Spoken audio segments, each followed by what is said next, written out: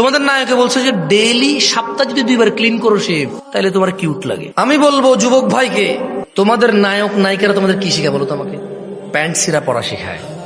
নায়কে প্রেম করছে, মানে প্রেমিকা নাই তো মদ খাওয়া শুরু করছে, আর প্রেমিকা বলছে যে তুমি ভালো হয়ে যাও, আমি তোমার সাথে আবার প্রেম করব। তাহলে নায়কে দুঃখে মদ খাওয়া শিখায়। নায়কে দুঃখে কি শিখায়? মদ খাওয়া শিখায়।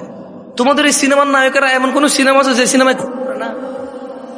হ্যাঁ, তোমরা তাদেরকে নায়ক মনে করো আর কি। এমন কোন সিনেমা আছে যে সিনেমা সে না দুষের জন্য মারা ফেলতেছে না?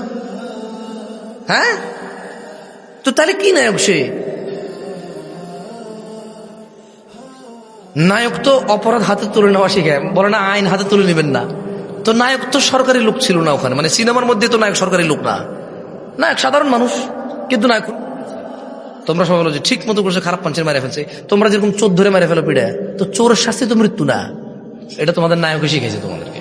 তোমাদের নায়কে বলছে যে ডেইলি সপ্তাহে যদি 2 বার ক্লিন করো শেভ, তাহলে তোমার কিউট লাগে, স্মার্ট লাগে, নাইস লাগে, ফ্যান্টাস্টিক, বিউটিফুল, অ্যামেজিং লাগে তোমার। এটা কে শিখেছে বলো? নায়কে শিখেছে।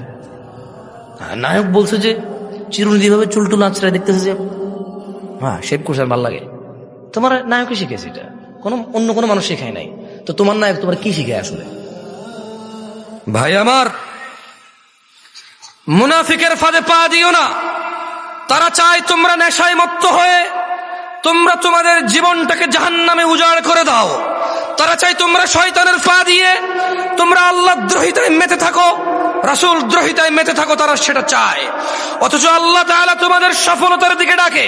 তিনি বলে, ইয়া আইয়ুহাল্লাযীনা আমানু, ও তোমরা যারা ঈমান এনেছো রবের প্রতি, ইন্নামাল খামরু ওয়াল মাইসির, নিশ্চয় মদ ও জুয়া, ওয়াল আনসাবু ওয়াল আজলামু রিজসুম মিন আমালিশ শাইতান ফাজতানিবুহু লাআল্লাকুম তুফলিহুন।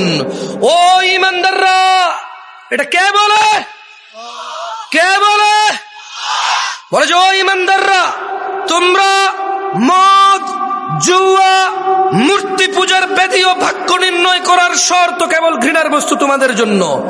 শয়তানের কাজ, শয়তানের কাজ। রিজসুম মিন আমালিশ শাইতান, এগুলো শয়তানের কাজ। আল্লাহ বলছেন ফাজতানিবু, সেগুলো বর্জন করো। কে বলছে? মদকে বর্জন করতে কে বলছে? মদ আর জুয়া কার কাজ? কে বলছে?